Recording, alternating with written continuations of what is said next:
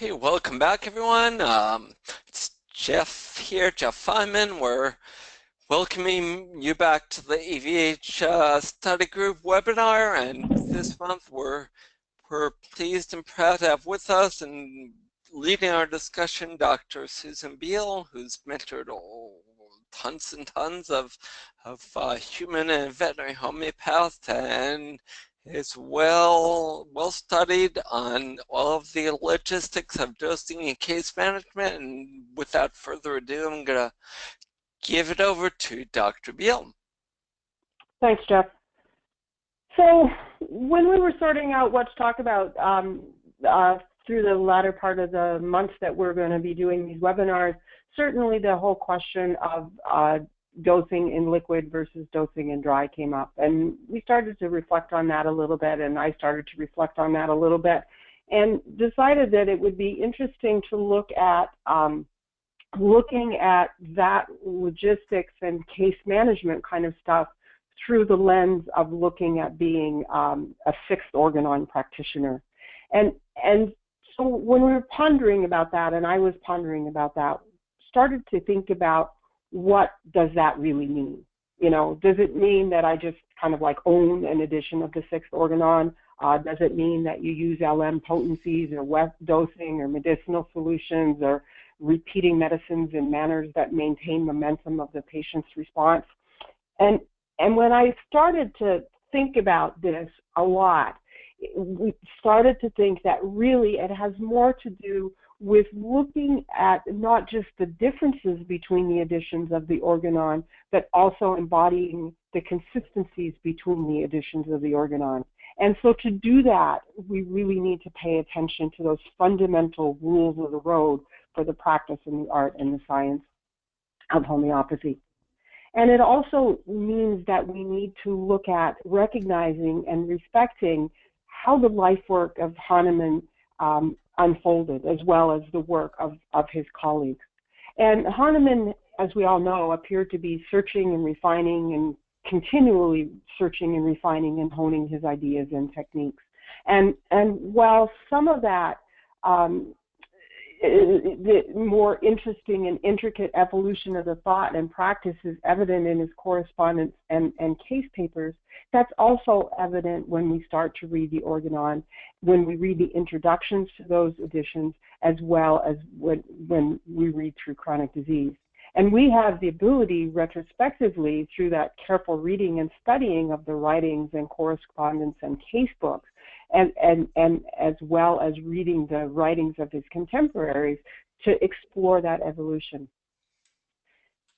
A lot of times it seems to me, both as a student and with my work as a clinician and also mentoring folks, is that a lot of times that evolution of Hahnemann's thought and that process is misinterpreted. And so you read his material and you think that he's contradictory and he can't make up his mind and he's confusing and he's inconsistent.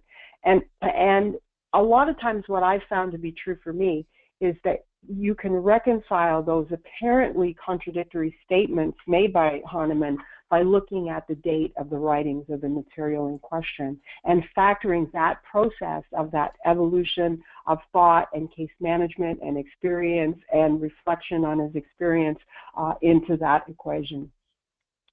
One of the things that I think we need to look at is looking at the historical context of the organon. And we need to look at the dates of the publication, and more importantly, for those of us who don't read or speak or study in German, is the translation of the organon into English. And as well, sort of interdigitate that with the general state of homeopathic practice and education in the English-speaking world, and you know, North American-centric certainly. So when we look at the organon, we know that it underwent several revisions. Some of those revisions were more substantial than others, and there were 6 editions of the organon published in the German language. Those editions came in 1810, 1819, 1824, 1829, 1833, and 1842. the last edition, that 1842 edition, the sixth as we lovingly call it, wasn't actually published until 1921. And so we look and we can start to see that there's a syncopation between even these editions and the publications and that sort of stuff. Now we start to look and think about, look at all of the translations that have been made. And, you know, our late colleague Julian Winston, in his wonderful book, The Heritage of Homeopathic Literature, writes that there's over 110 different editions of the Organon that have been published in 18 countries. Now that's Julian, and, you know, I don't even remember how long he's been out of his body, so I can but imagine there's been more than that since then. So when we start looking at the basic timeline of those publications of the various editions and their translation into English, we start to get a perspective. The first translation of the Organon into English wasn't made until 1933, and that was made from the fourth German edition. And that translation, interestingly, was done the same year that Hahnemann published the German fifth. So we can see right there, we're already an edition out of sync. And so that the practitioners and the students who weren't able to read the original German, but relied on the English translations, they're already behind, you know, lagging from the get-go. When we look at the first American edition of the Organon, it was published in 1836. And that, again, was largely from that aforementioned British translation, but it also put some commentary from the 1833 German edition that was provided by Herring. So there were several printings of that edition that they were essentially the same that got made between 1843 and 1860. And there's a little confusion in there because that 1860 printing, they sometimes call it the fourth edition. But that isn't, when we talk about the American fourth, the 1860 publication, we're actually not talking about Sammy H's edition of the fourth, the 1825 one. So we also know that Dudgeon made the first English translation of the fifth Organon in 1849. So the fifth was published in German in 1833, and Dudgeon made the first English translation in 1849. So we're, 15 or so years behind. He revised that in 1893, and that was actually the Dudgeon edition. I mean, that's on my shelf yet still, and that was one of the first editions of the Organon that I ever read. So we start to also think that Hahnemann had written the sixth by 1842, and those precepts were in practice even though that volume wasn't published. So when we start studying that timeline, you can start to see how the translation and use of the printed editions continued to lag behind the changes and variations in case management and clinical practice that Hahnemann and his contemporaries were employing in practice and discussing in his case notes and his papers and the correspondence that went by the boat instead of email and all of those kinds of conversations that were happening. So in 1922, Boyerke provided a partial translation of the sixth in 1922. That was the year after it was first published in German. And that Boyerke translation was mostly based on Dudgeon and then a little bit of Boyerke's interpretations of the Hahnemann changes that he made between the fifth and the sixth. And then after about a half a century, Jane published that Dudgeon's revised kind of a combination of Dudgeon's fifth and Boyerke's sixth in 1970, and then in 1982, Kunzli published the sixth.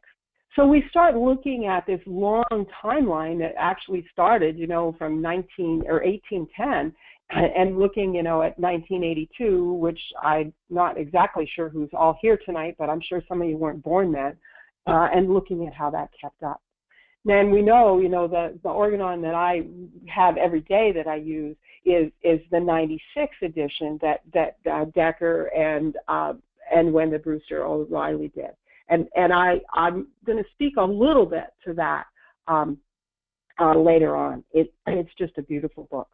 So when we start to try and place this into some sort of linear time context, we know that the full English translation of the sixth organon didn't happen until the early 1980s.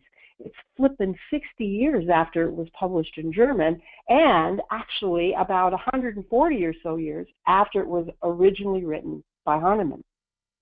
So now, if we take that sort of syncopation and superimpose that translation and publication history into the state of homeopathy in North America over the same time period, it gets really interesting. So the Allentown Academy was opened in Allentown, Pennsylvania on April 10th, 1835. And for those of you who know birthdays, we know that was Sammy H's birthday. And this was less than a year after Herring showed up in Philadelphia. They got the Allentown Academy started. The school was taught in German, and the students had to actually learn German in order to study. It closed after 6 years because their endowment money got lost in a financial crash in the 1830s. And so from the ranks of that relatively short-lived Allentown school, we had that real core of phenomenal American practitioners and educators. So Lippe and Herring and Detweiler and Pulte, those guys were all from the Allentown Academy. And it always amazed me, when I first moved to Pennsylvania, about that rich homeopathic history that's there in Pennsylvania. So pretty quick on the heels of that, there was a bunch of schools of homeopathy that got founded in the United States. And the majority of those schools closed or got amalgamated with other institutions. And the formal teaching of homeopathy, as we know, in the medical schools in the United States ceased in the early 1900s. Probably by 1920, in the vast majority of the medical schools, homeopathy was no longer on their curriculum. The Hahnemann College in Philadelphia was a real holdout, and it took homeopathy out of the main curriculum and put it on the elective list around 1940. And after 1955, it ceased to offer any homeopathy courses. So it wasn't that long ago, a little 60-something years. So when we start looking at our translation and publication timeline, you can see that the majority of the homeopathic education actually occurred without access to any of the latter editions of Hahnemann's work, even though they had already been written. The Hahnemann College was the only homeopathic medical school in session after the publication of the sixth, and they studied in English, not in German. So the majority of the practitioners and the people who sowed the rows that we're hoeing now, and educators and students, were until relatively recently relying primarily on the fifth and the fourth, actually, editions of the Organon. Kent, who we read well and study, and looking at those turn-of-the-century educators, only knew the fourth and fifth. So when we start looking at those things, it was really interesting, though, because when we start looking at how Kent actually got into homeopathy, and the thing that drove him to study, as we know, was an experience with his wife who was sick, and they called a homeopath. And his first experience with homeopathy, when he called that homeopath to assist in the treatment with his wife, was actually with a practitioner who put one granule of medicine in a glass and asked him to give her a teaspoon and then stir the glass and give another teaspoon of the solution. So somebody out there, and I can't remember who the practitioner was off the top of my head, but somebody out there had certainly read the fifth organon and was integrating liquid dosing into clinical practice at that point. So Kent, we know that he was, it seems to a lot of us who read him, that he was rather stuck in that sort of fourth edition, the dry dose, the wait and watch school. So when we start looking again, too, at the resurgence of homeopathy in North America in the early 1970s, even the most modern practitioners there would probably be using James' edition, which would have been hot off the press in 1970. But they were, they were not looking at the full translation of the sixth organon. So why do we do this? Why do I do this? I think it's important that we know where we come from and how we got to where we got to, and why that even though this seems like such an old, dusty document, that really in our homeopathic heritage, it's relatively a relatively new document. So I think that when we start saying, what does it mean to be a sixth organon practitioner, I think that we need to look at the fullness of that implicitly encompasses both the conscious and conscientiousness with which we practice homeopathy. And part of that honing of our craft is we talk about just those basic things that we find in organon.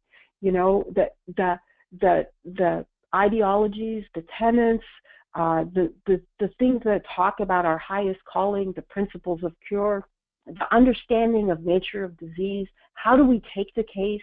How do we understand and acquire knowledge of our medicines? How do we actually have the philosophy and practice of the homeopathic treatment of diseases, including our mental and emotional diseases, which were not at all separate entities from the physical diseases in Hahnemann's mind, and somewhere that got all separated out and then brought back together again, fortunately. He talked about intermittent diseases. He talked about principles of case management, the actual preparations of how do we make our medicines, as well as how do we administer them, and how he talks deeply about the recognition of the nature and effect of other therapeutic approaches. And it's so interesting that there's been some discussion in that in the webinars that we've had here in the last couple of months, but also some discussion about that in some of the webinars, for example, that the folks at Whole Health Now have given in the last couple of months, where we're actually talking about that larger view of the art and science of homeopathy that just isn't giving homeopathic medicines, be we give them dry or wet. So we start looking about this conscious practice of homeopathy that necessitates that we really have a clear understanding of the nature of the disease, and that the responsiveness of the vital principle and the dynamic of the dynamics and how that dynamis responds to the impingement of the disease. We understand that how to employ the single medicines, how to employ the minimum dose, and how to really grasp that totality of the symptoms of the disease using proven medicines and established non-speculative, rational methods that are based. I'll just catch my slides up with my mouse. And I picked these slides a little bit, especially my pictures, because they're pretty and I like them. But I also picked them sort of symbolically when we start looking at, what kind of nursing, nourishment, and stuff that we're taking from this new information. So what does this really mean when we start talking about case management and we start talking about dosage? We have to understand that when a practitioner initially approaches the case, there's a need to recognize that the patient is displaying symptoms in manners and patterns that reflect the imposition upon the vital force, upon the dynamis by the disease.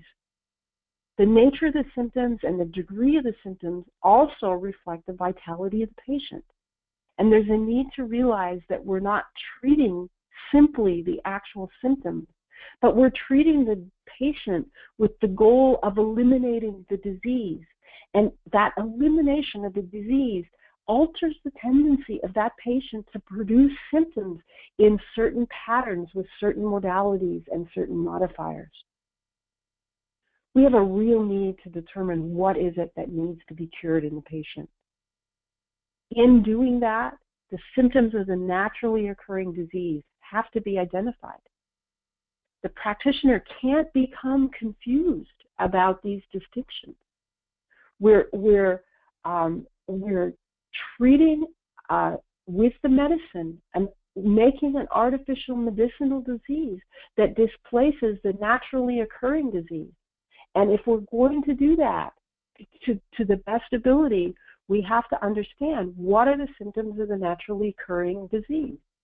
What is that cure? So we have to not be confused or tricked by the tendency that we might have to treat those common symptoms of the diagnostic label, the tendency that we have to treat symptoms that are actually symptoms because we have errors in diet and we have errors in capital H hygiene, and also misidentifying symptoms that we might, in error, be tricked into thinking that they're symptoms of the chronic disease, the pre-existing chronic disease, but they're actually symptoms that are resulting from the use of medicaments, whether those are conventional medicines and medicaments or other types of medicines and medicaments.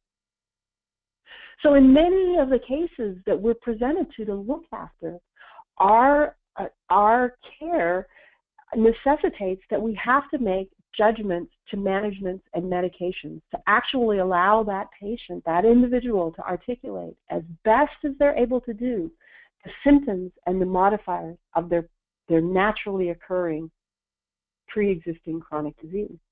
In some cases, these adjustments can be really simply achieved, and in other cases, it's quite complicated.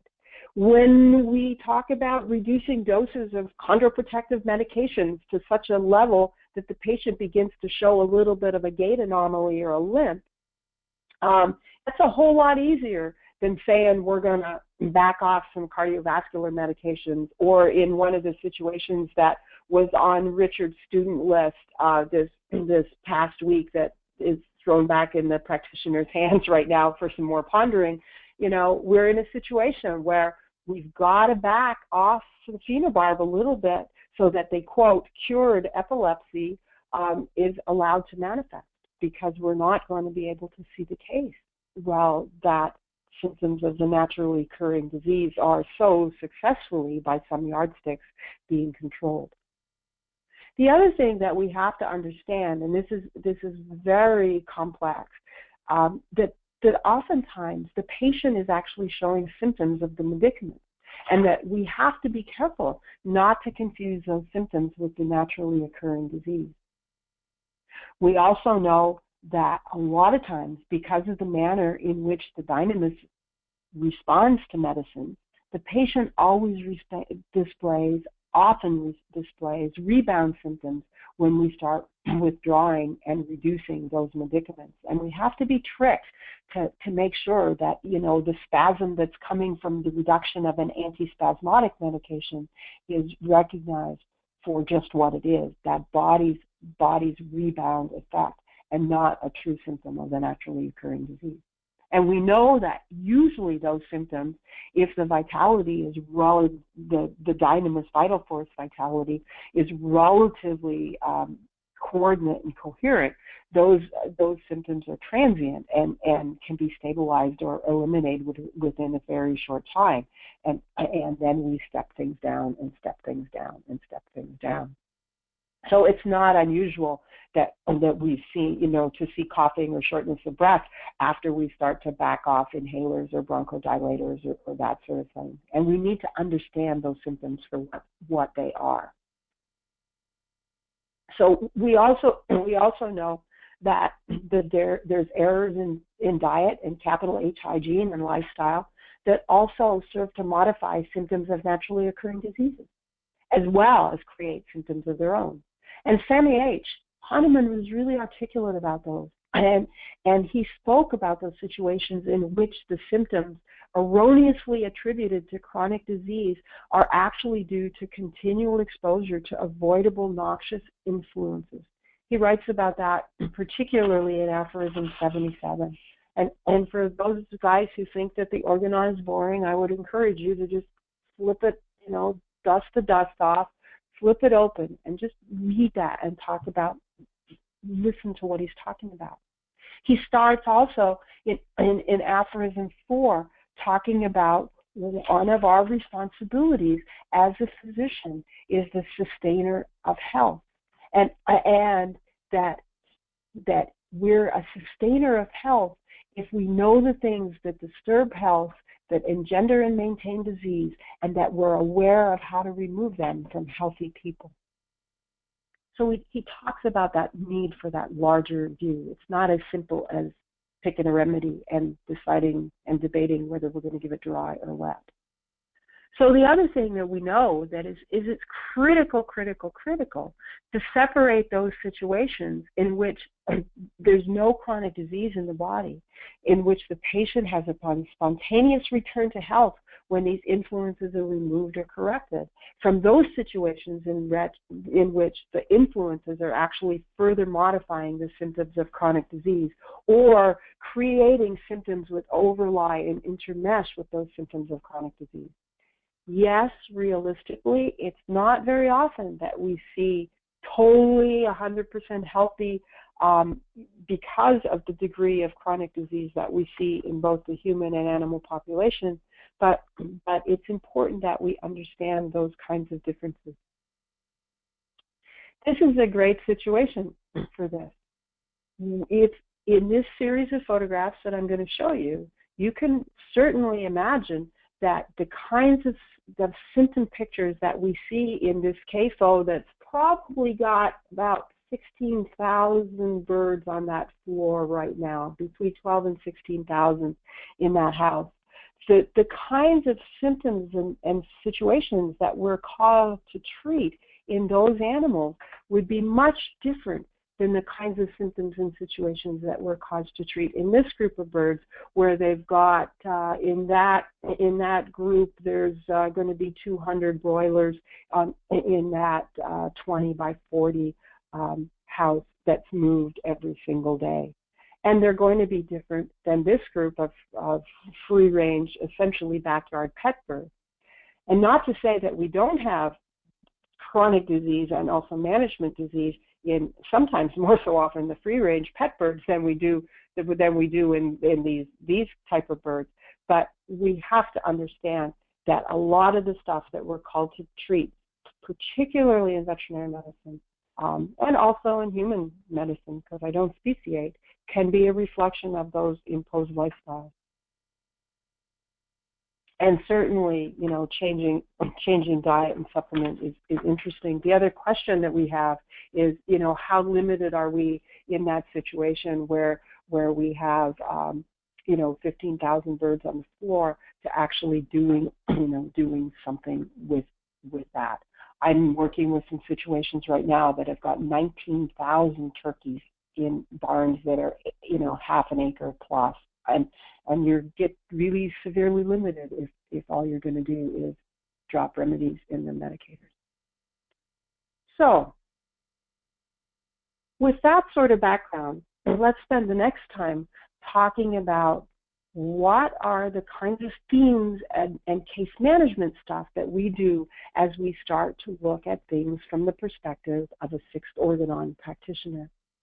I put this little picture in here to show you that, you know, there's a bunch of books in my collection, and there's a bunch of books in everybody's collection.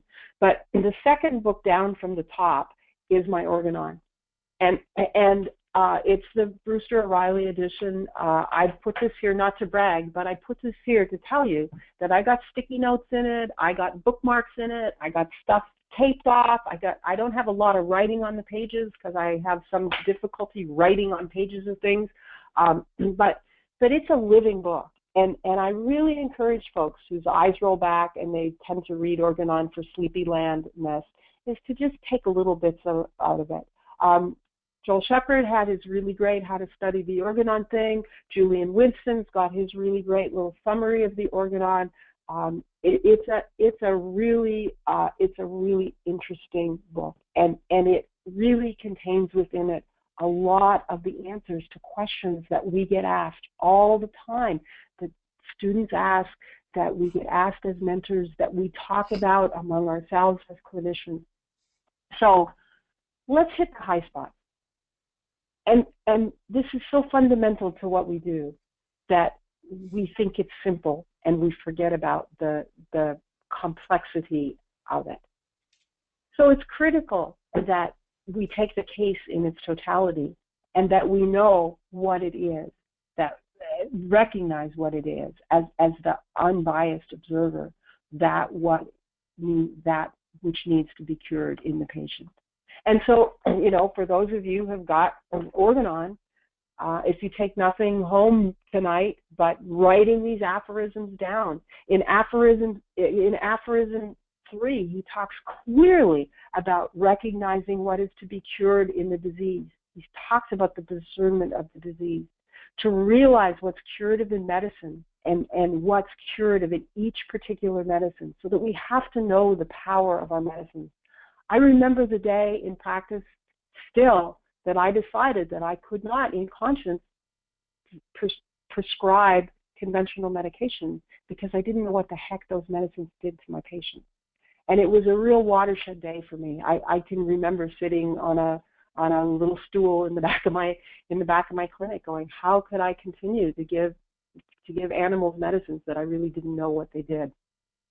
He talks in Aphorism 3 about how to adapt what is curative in medicine to what he has discerned to be the undoubtedly disease in the patient.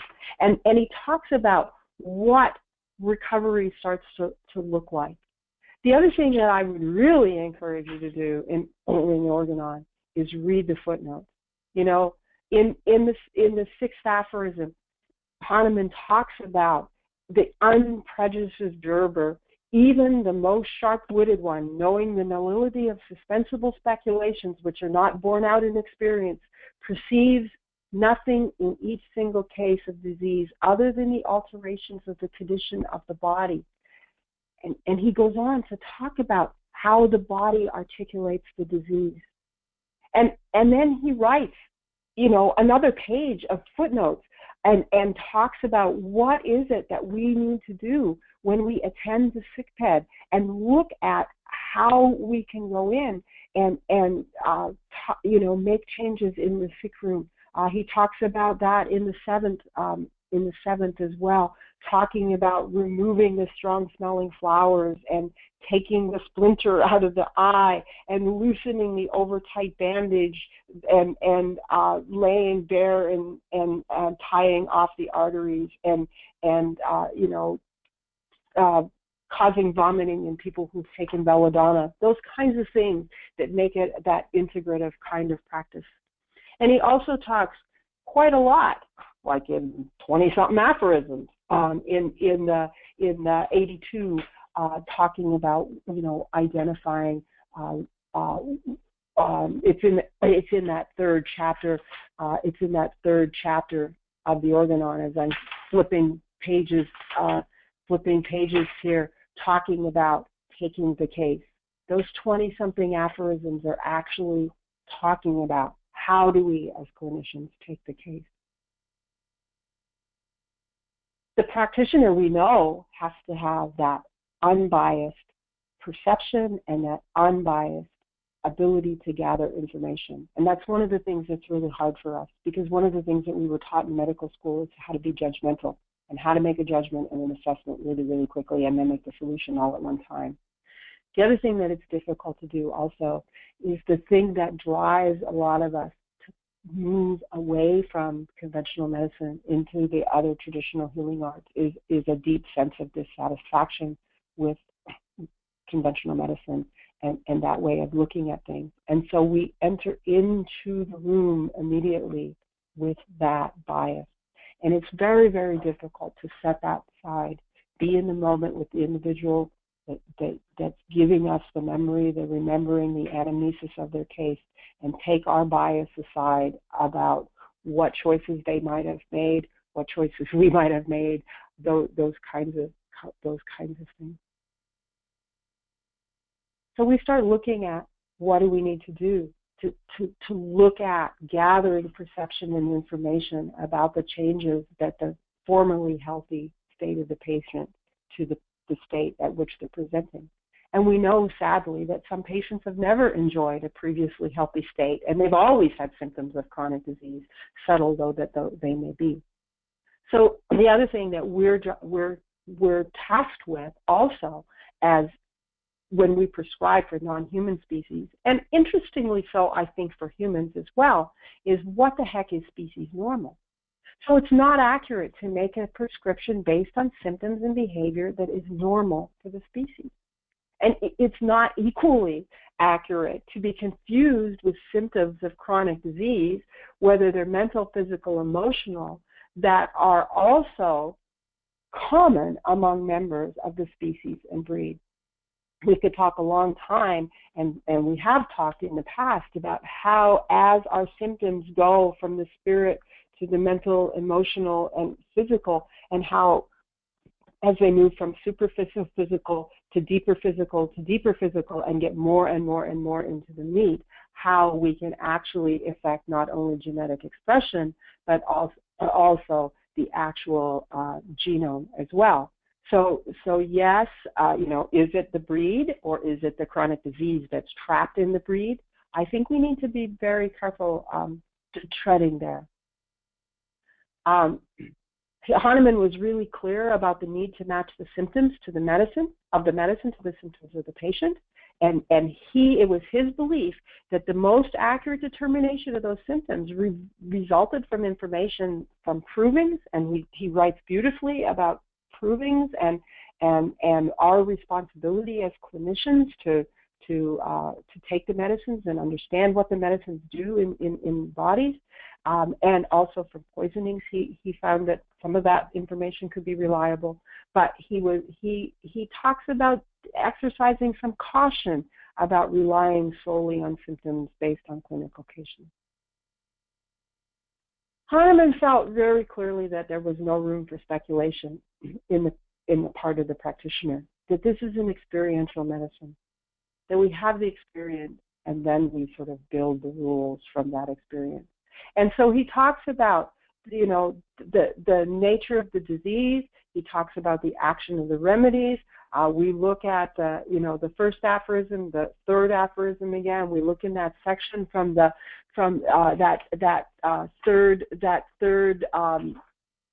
fourth chapter, of the Organon, that starts in the 105 about talking about how do we get knowledge of our medicines and stuff. He also provided us really clear indication about case management. He talks about, as we said, taking the case. He talks about how to prepare and administer medicine. How do you make a remedy Z? Look it up. It's all written there in the Organon. And he also was pretty clear about what the definition of a cure and interpreting patients' responses to medicine are. And so one of the things that can be really frustrating is to get told to go back and read the Organon when you've got a question about how do you interpret the response to a case. But sometimes it can be really, really useful.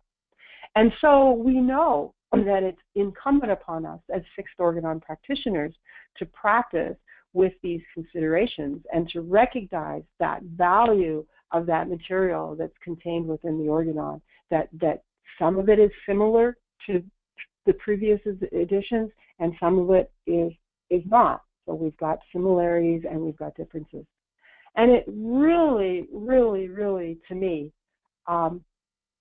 it's really important that we become really familiar with the material before we start off on some speculative tangential diversion and start to say, Sammy H is too old and, we got to do like modern medicine, and that the changes and evolutions for modern times, we have to have more modern practices and that sort of stuff.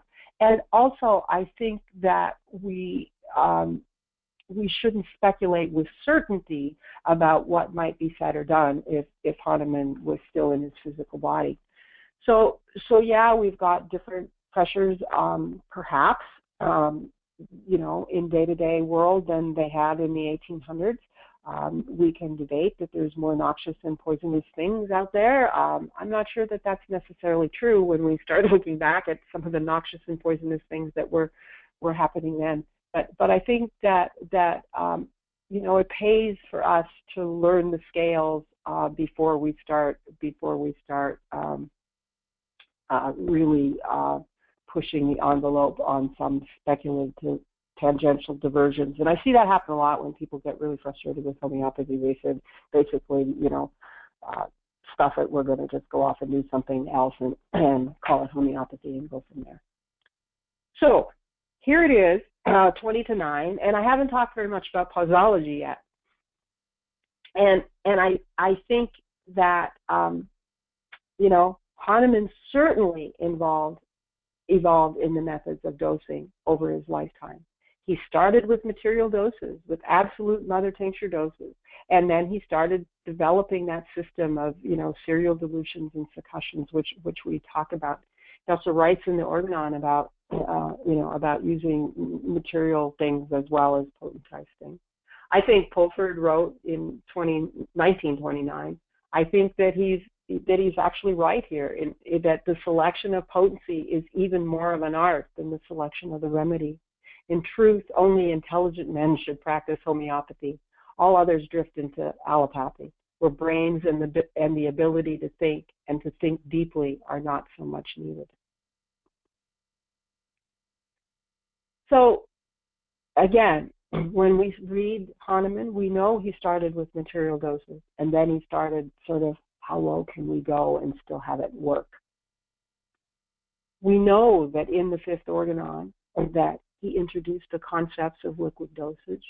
We know that he started talking about repetition of dosage in a way that we maintain that forward momentum of the patient's response. So it wasn't like you give them a remedy and they make a response and they're running down the road at 30 miles an hour, and then we wait until everything stops again. And then we give them a remedy and we try and gear them up again. He talks more about giving the medicine, seeing a response that's unfolding. It's going, 15, 20, 25 miles an hour, 30 miles an hour, and then it starts to wane, and we recognize that it goes down to 25 miles an hour, and now we see it to 20, and there's no sense in letting it completely exhaust the response. Let's re-expose the patient, the individual, to the remedy at the 20-mile-an-hour thing. So we started talking differently in the fifth about repetition of dosing to maintain that forward momentum of the response. And he honed that even more in the sixth. And he also introduced the 50 millesimolar potencies in the sixth. And he was really pretty clear about how that those potencies were supposed to be used. But adhering to the philosophy in the sixth organon doesn't mean that we abandon our C potencies or that we use only LM potencies, as some of my colleagues have tried to suggest that that's what sixth organon says. And we look at what was happening in Hahnemann's clinical cases and looking in his case books. He used both those LM potencies and the C potencies in his management of cases at that point. And he used the medicinal solution in the manner in which he used both of those potencies. So we talked also about timing the doses to maintain the momentum of the patient's response, and that enables a case to move to cure or towards cure in a much shorter time that might have been seen when the momentum of the response was just absolutely ground to a halt before.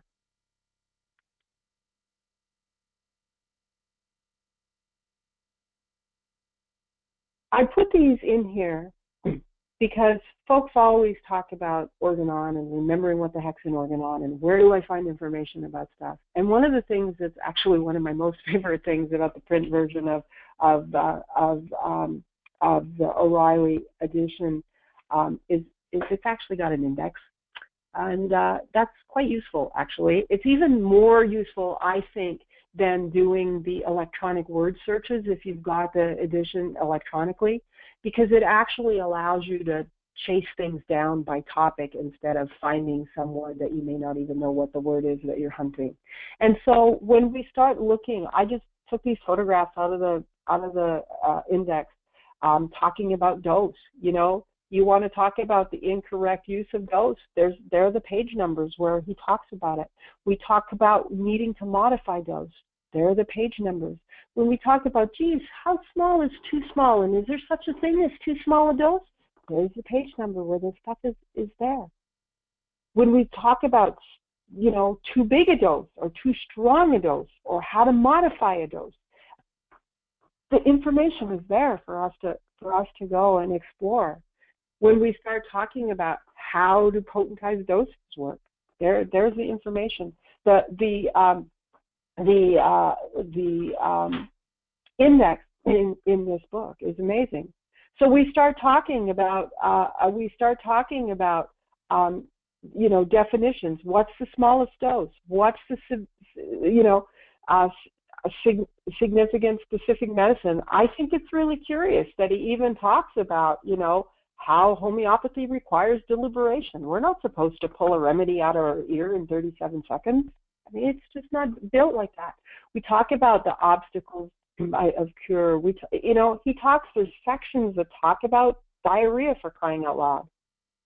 There's a whole section on potencies and potentized medicine and medicinal potencies and medicinal disease and that sort of stuff. You know, we start looking about how much materials then. We talk about, you know, differences between the C potencies and the LM potencies. Do we talk about, you know, preparations of medicine? All of that stuff is there in this wonderfully rich material that we can work on. So the question, I've sort of backed into the question here. The question that I get asked as a clinician, not so much from my clients, but more from clinicians with whom I'm discussing cases or with folks that we're working with when we're mentoring and that sort of stuff, is how do we do this? And we expect that the answers for this really rich body of experiential medicine are written in some stone someplace. And I'm here to tell you, they're not written in stone, guys. Yes, there's firm tenets, but then we go out with each individual, you know, it's a brand new day. And so we tend to have this tendency to be dictatorial in homeopathy. I don't think we need to be flying around with reckless abandon, but people are asking, you know, how come it's not always the same every single day with every single patient? So let's talk a little bit about liquid doses. Why bother? I came, as some of you know, to liquid doses not because of my great philosophical, you know, epiphany about fixed organon prescribing. I came to liquid doses because my clients were driving me crazy because I used to send remedies out dry in a little pill packet, and I would be getting a million phone calls about how many little pellets should I give, and oh my gosh, I dropped them on the floor, and Fifi split them in her ear, and oh, I gave her all the pellets the first time, and I don't have any left for the redose, and that sort of stuff. So I started sending medicines out in liquid. And I would put, when I first started sending medicines out in liquid, I was not particularly picky about how many pellets I would put in my half-ounce dropper bottle. I would put some pellets in the dropper bottle, and I'd put some water with some vodka in it. And how much vodka? Well, it depends, you know. I was in Pennsylvania in the wintertime. I put more vodka in for my farm clients in the winter than I do in the summer, you know. So that's why I would send medicines out that way, because I could say, give Fifi some medicine out of this, give her 10 drops or 1 drop or 3 drops or whatever I was saying at that point, and I knew that they would have some medicine left over for the next dose, and we wouldn't have to wait when the animal needed to be redosed again to have her to remember to call me and package it up and mail it and all that stuff. So it was the ease of sending medicines, and it was case management. That's what got me started. And at the same time, I was, you know, reading Organon. And at the same time, I started to look at the responses the individuals entrusted to my care were having when we started dosing in other than dry. And I saw some differences. Some people go to liquid doses because they really want to hone their art and skills, you know, the art and science of homeopathy and become a fixed organon prescriber. Some people come because they didn't know how to modify the dose for individual needs and sensitivities. And the dose was too stout a kick in the pants for that particular individual because of the sensitivity that that individual has. We know that there's an advantage. Hahnemann writes that we don't want to expose the individual to the same potency of medicine when we're repeating doses in treating chronic disease. We want to have a little different potency every time the body sees that and interfaces with that medicine. And so we can do that in liquid in a way that's difficult or more difficult to do, or maybe impossible to do in dry doses. There may be an ability to dose relatively more frequently, and there may be an ability of the individual to interrelate, to assimilate the medicine in a different manner. When we first started thinking about these sorts of things, we didn't know what we know now, certainly about, I mean, we knew a lot of things about water and the magic biological properties of water and that sort of thing, but we certainly didn't have the nanoparticulate medicine kinds of things that have, you know, become available to us in the last 3 to 5 to 10 or so, a little more years. So there is a question about whether the individuals, I think, relate differently to the medicine when it kind of, you know, infuses over them as opposed to pops them that way. I think in some ways that's why also the LM potencies have a little different way of interacting with bodies than the C potencies, because the amount of solution in which it's diluted is bigger, and I see that rather than a pinball ticking around in a smaller vessel, it's kind of softer and more flowy and kind of like kelp leaves and stuff, just the energetics of things. Maybe I'm being speculative. So how do we begin? I think somebody made some big campaign somewhere that said, just do it. I think it's important to be consistent in our approach. So we need to be consistent in our approach because we have to remember what we said to the client. And if we always say more or less the same thing to the client, then you're not going to tell Mr. Brown something different than Mrs. Smith, than you know, Miss Jones. And so if we always say, you know, shake the bottle X times, use 10 drops, whatever that is, that consistency will be helpful in conveying information. It's also going to enhance our learning curve because we've got the variable of the individual, we've got the variable of the disease, we've got the variable of the medicine. Let's at least have some consistency in how we're preparing the medicine. And it also helps us ascertain more clearly relationship and response to medicine and how we give it. You know, does it act differently if I give 1 pellet in the medicinal solution than if I give 15 pellets in the medicinal solution? Does it act differently if I rattle around with the spoon and really like put the mix master to it than if I stir it gently? Does it act differently if I succuss it 50 times really excitingly or if I smack it gently 5 times? And I'm here to tell you that it does, but you all got to figure that out on your own. And that consistency of the approach also enhances our ability as clinicians to communicate among ourselves. So if we all start mixing remedies in similar ways, then we can start talking about our experience as clinicians, even though we have variability certainly with the individuals entrusted to our care. Again, nothing in stone. There's several ways to make the medicinal solution. Like Kent did with his ailing wife, put some pellets, put a pellet into a glass of water, stir that up. Depending on the pellet, it may or may not immediately dissolve. Some of the pellets, particularly the big ones that look like they're baby aspirin stuff, poof, they just dissolve. And those little pellets, you know, they'll sit there and look like nothing's happening. But put those pellets in a glass of water, stir them up, and take an amount from the glass and dose. That can be a really useful way if you're treating an acute exacerbation of a chronic disease, or if you're treating a true acute disease where we know that we're going to be repeating doses fairly quickly. We could also do that with time between the doses as well. Give our test dose. Every dose we give is a test dose. We play our cards. The body plays their card back. We decide, is the pattern of the response in an appropriate pattern? What's changed? What's new? What hasn't changed? Oh, the momentum of the response is waning. We need to redose that. We can put pellets into a vessel of 4 to 8 ounces of clean water. I can give you a lot of philosophical reasons to do that. It certainly mirrors what the old masters were doing. It certainly mirrors what a lot of our colleagues who are brilliant liquid potency dosing people are doing.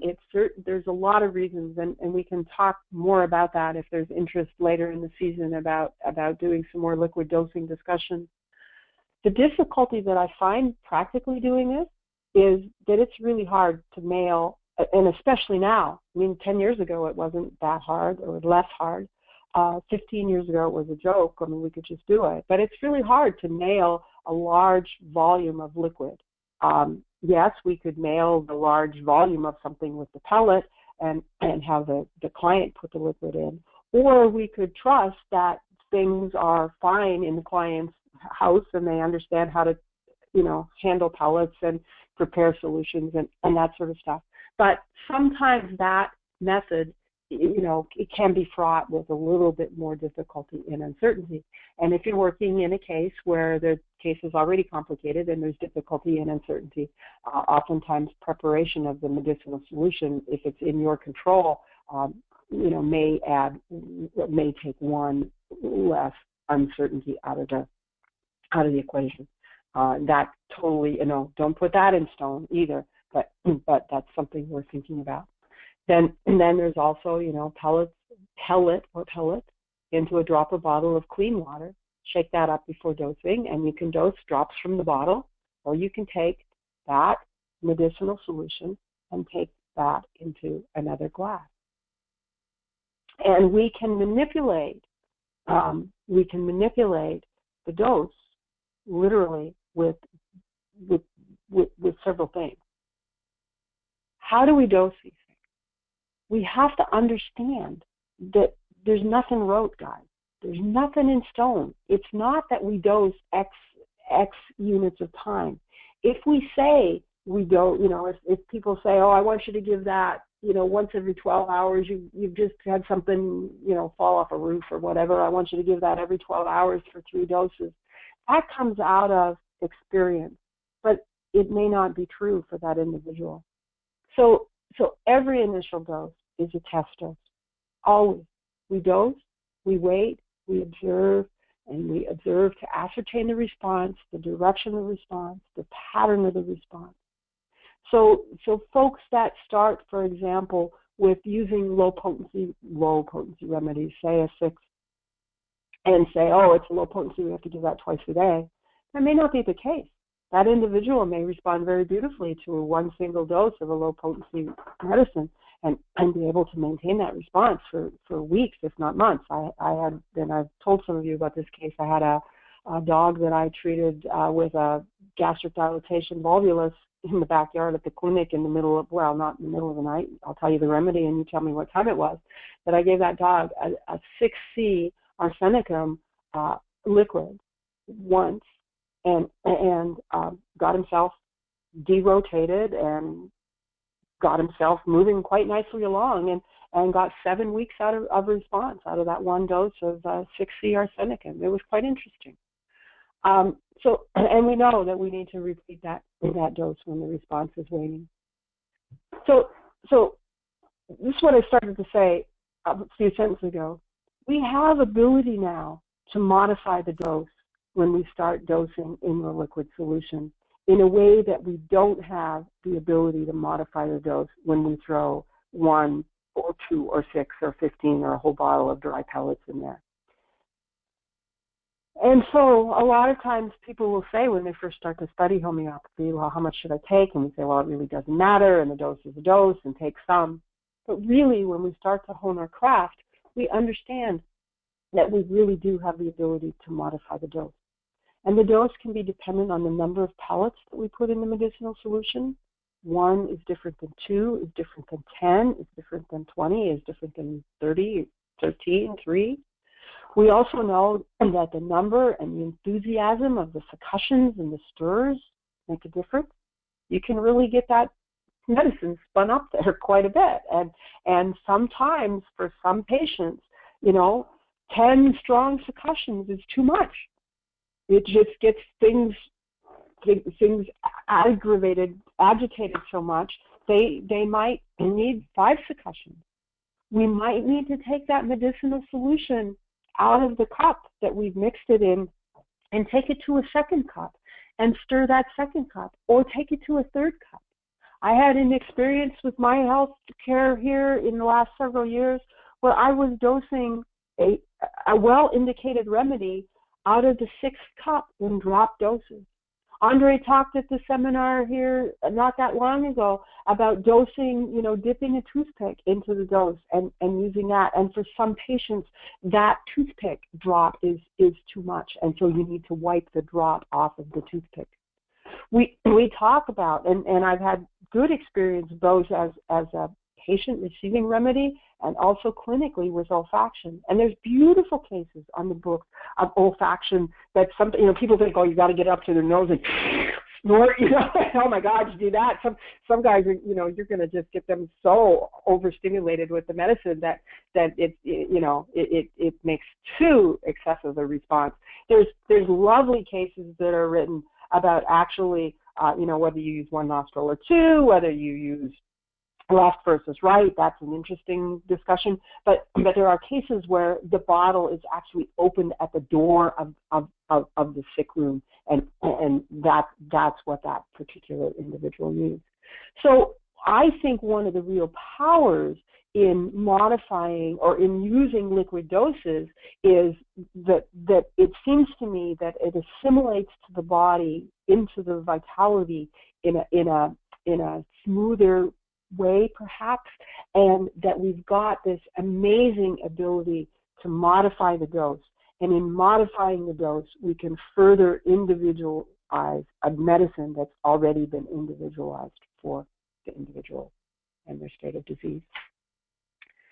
So, in conclusion,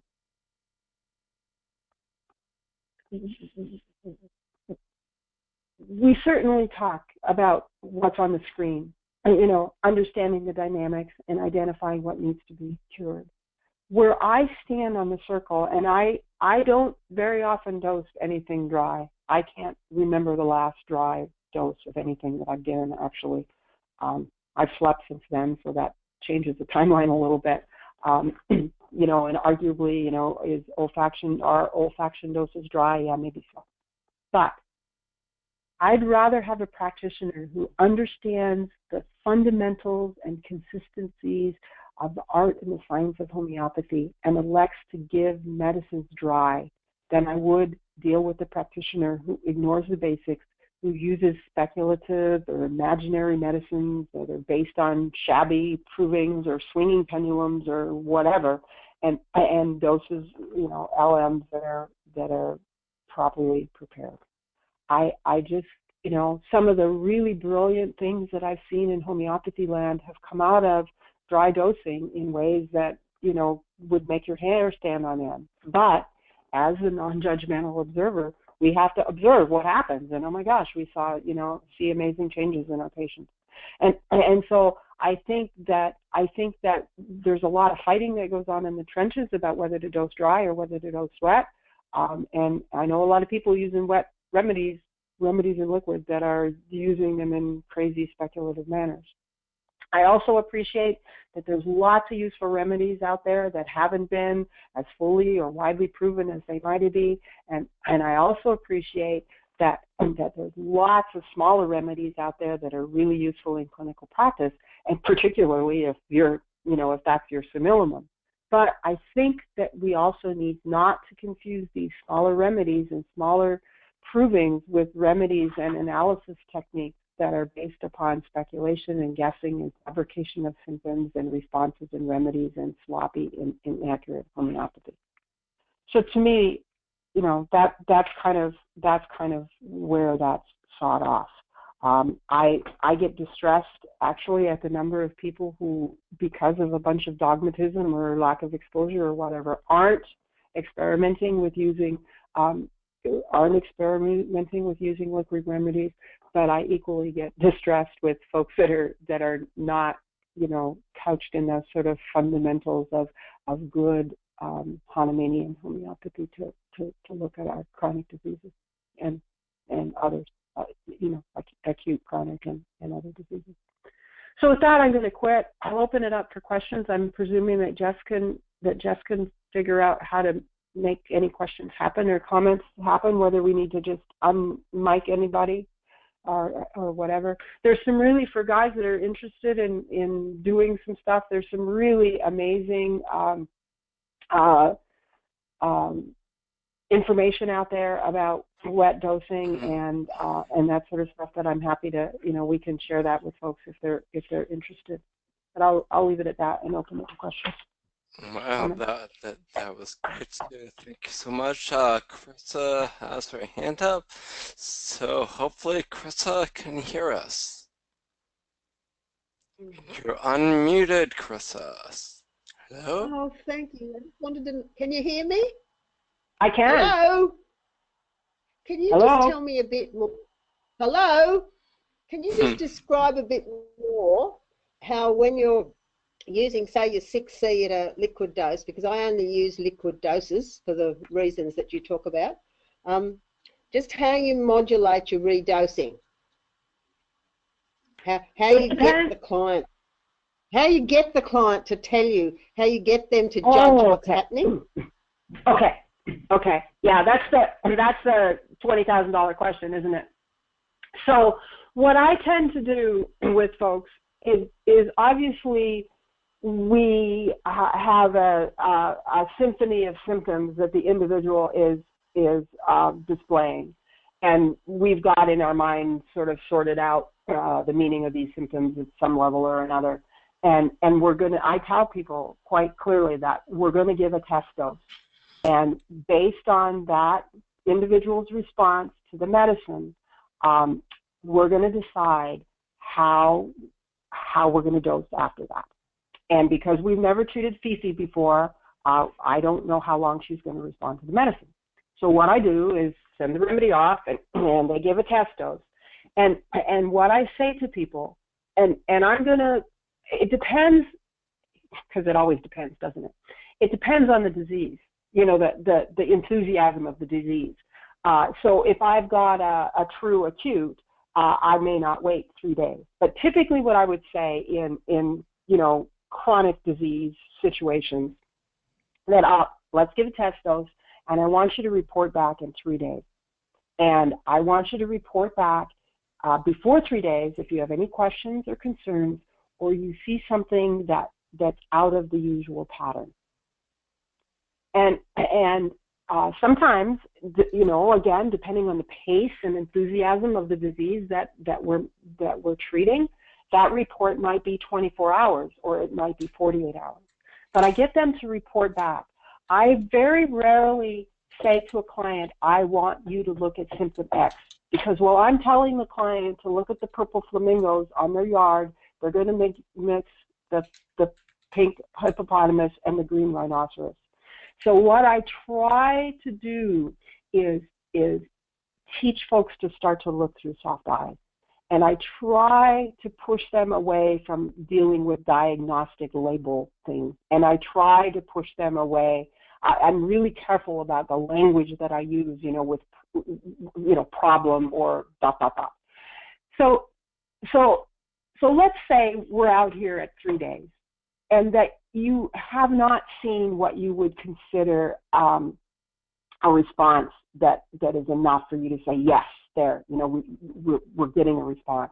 Then typically what I say to the person is, I want you to give a dose at 6. We're talking a 6C here now. I want you to give a dose once a day for 3 days. And I want you to stop dosing and report if you see any changes, if anything's new, or if there's any change in the pattern of what you've been seeing. And then what I do is start doing multiples of 3. I think I can give you lots of philosophical reasons maybe why I do that or not. So let's go back to that. We've given the test dose on day 1, and we've asked for a report in 3 days. And the report shows us that there's movement. And the pattern of the movement suggests that it might be it may be an appropriate pattern. So it's looking, cure-like or towards cure or whatever we can say about that in 3 days. And then what I do is I run them another 3 days. And always the caveat is, if you see any changes, and we're talking all the time about learning about the momentum of the response, learning that, we're trying to get a response and see what the pattern and the pace of the response is. And so once we let's say that we decide that on 3 days we think there is a response and it looks like it's appropriate, and on 5 days the client calls us and says, I think, things are starting to slide. Then I would say, dose on day 0. Then we've had 1, 2, 3, 4. There's a slide on 5. I would say dose, skip 1, 2, 3, 4, skip 4, dose. Because I want to get that next dose into them before they start to backslide. And then, and you're constantly reevaluating. So I would say to the person, dose, skip 4, dose for 3 doses. Call me before you give the last dose and stop dosing and report if you see, any change in pattern, things that are new or different. So I start to work in multiples of 3.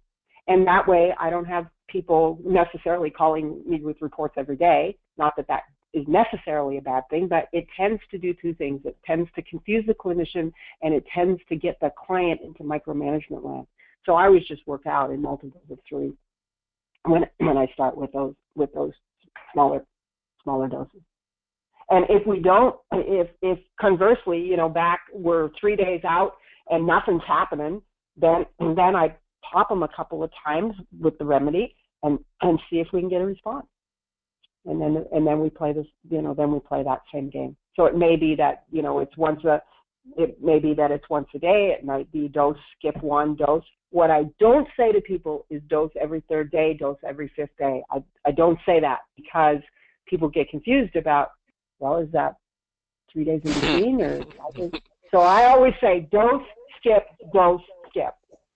Hmm. Does that make sense? Yes, thank you. Okay. Anybody else? And having said that, I do the same thing. I do the same thing if I'm using a 30C.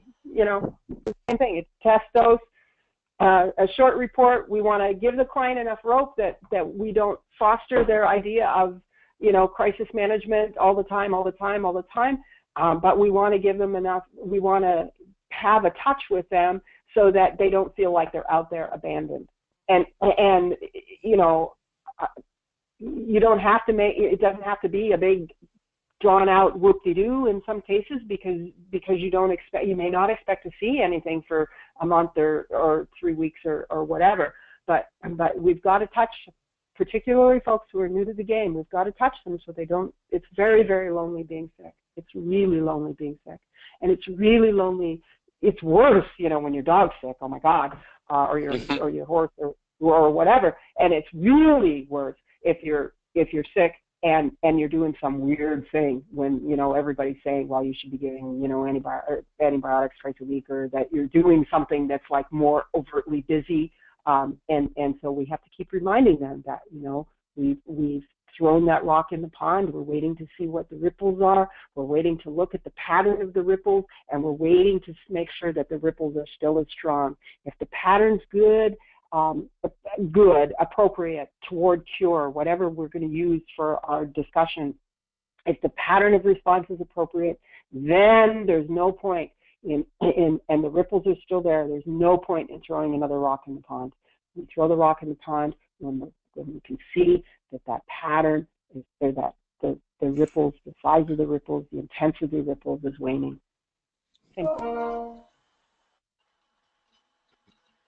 How do you judge your potency change? How do I judge a potency change? I don't change real fast. I judge a potency change based on decreasing interval of response. So if I give a remedy and give a remedy and I get 3 weeks of response, and that we know that our follow-up is accurate enough that they didn't fall off the wagon at 10 days, and they've been sliding from there. So I get 3 weeks. The next time I give the same potency, I would expect to get more than 3 weeks. So I'd expect I'm going to pull a number out of my ear to have this discussion. So the next interval of response, I'd be looking at, say, 5 weeks, 6 weeks, 7 weeks, something like that. And as long as the pattern of the symptoms haven't changed, I mean, there's nothing happening that suggests that you need a different medicine, and we've already got extended response from that second dose of the same potency, I don't see any point in going up in potency. So I give the next dose, and I might get, say, 12 weeks.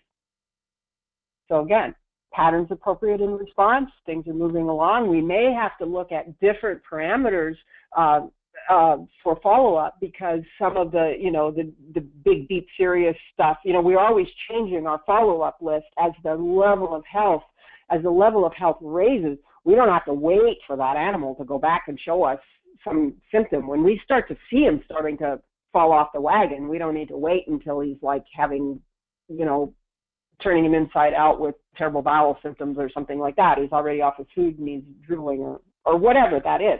So we don't need to let that back up to where it used to be. So we're always elevating the symptoms that we're looking at. So now I got 12 weeks. So I dose. And I get 8 weeks of response. And I know that they haven't antidoted it, and I know that, none of those kind of things that has happened. And I start thinking, well, I went 3, 7, 12, 8. That's when I go up in potency, because the interval is less. Does that make sense? Excellent. Yeah.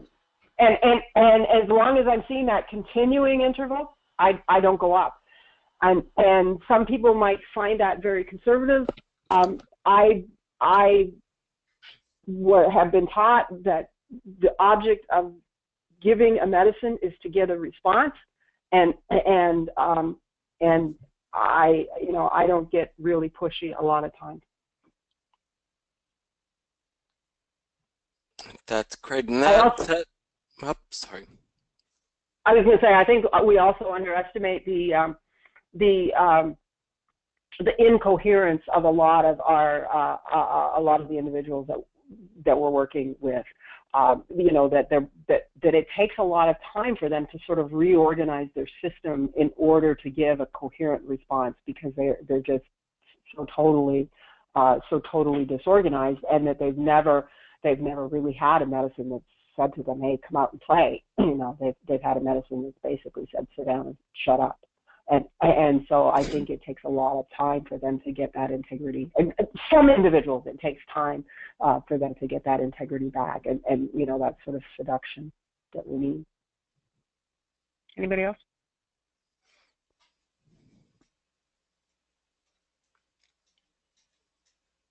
I do not see any of the questions. I do want to just comment that Andre just told us that he thinks he's found the optimal method to dose. It is in a liquid, and we treat a lot of sensitive individuals, and like you said, olfaction is great, but it's hard to quantitate.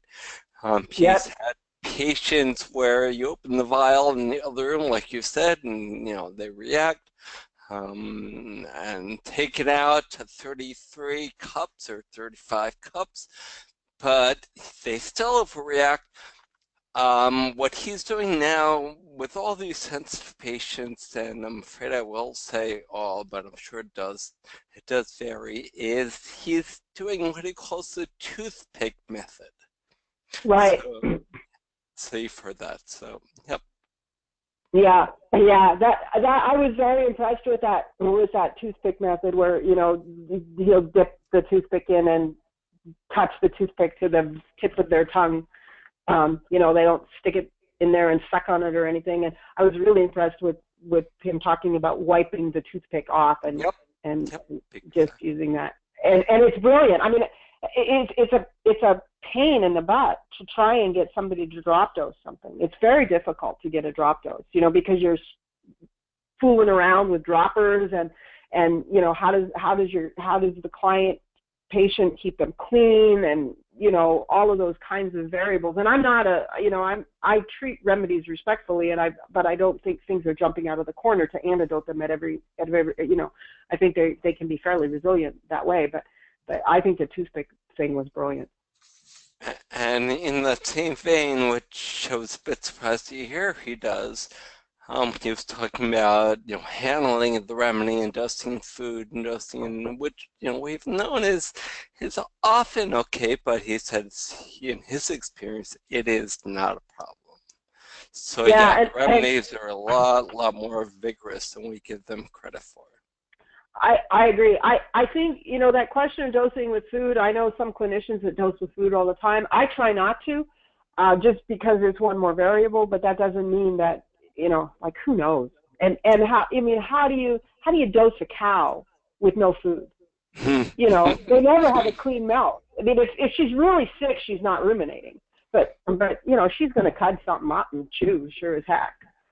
So, and yeah. I, like you, have the same problem, because it all depends on the susceptibility and sensitivity of the individual to the food product that's being used, which is why Hahnemann, I'm sure, kept his patients from having anything but the blandest foods. Well, the other thing that I think is really interesting, there's that Barthel and Barthel book that little orange one that's, I think, out of print now, that has the remedies and the complements and remedies follow well, and the antidoted by.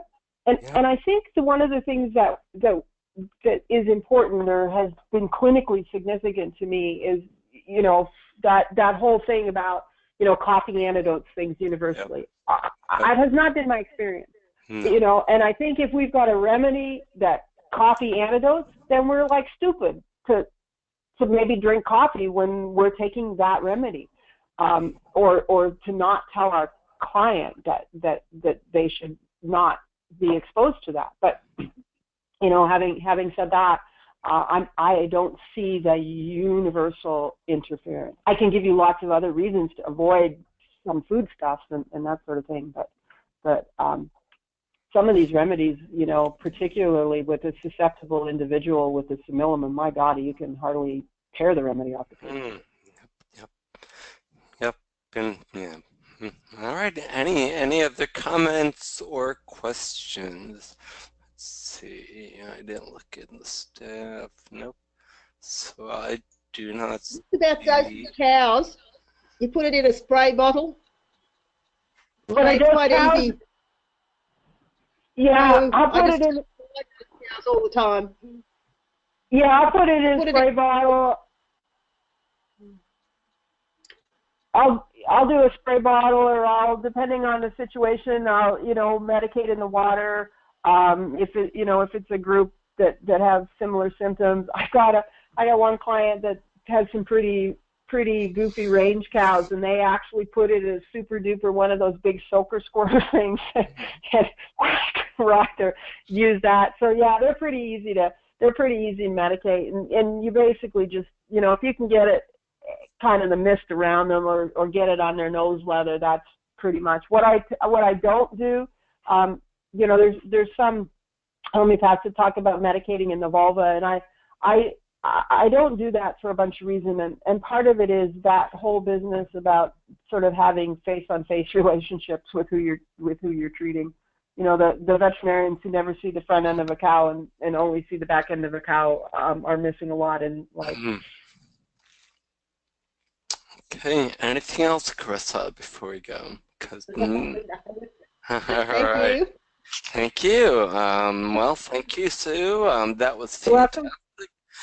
And please, if anyone has any dosing or posology questions that we didn't cover, just email us, or we'll talk about it on the forum. And with that, I'm going to end the recording list. Sue, do you have anything else you want to add or say? No, I just put a slide up with my phone number and email address if anybody's got some specific questions. I'd be happy to entertain them. Otherwise, you can get with Jeff and depending, you know, if they're common enough, we're certainly happy to put another webinar together with something. All right, sounds great. Well, we need another webinar on antidoting. I think we have a whole misperception on antidoting, susceptibility, sensitivity, and whatnot. So thank you. Yeah. Thank you again, and yeah, maybe that will be something we talk about in the fall. All right, so thanks everyone for coming, and we will talk soon, and I'm ending the recording, so thank you. Bye. Thanks, guys.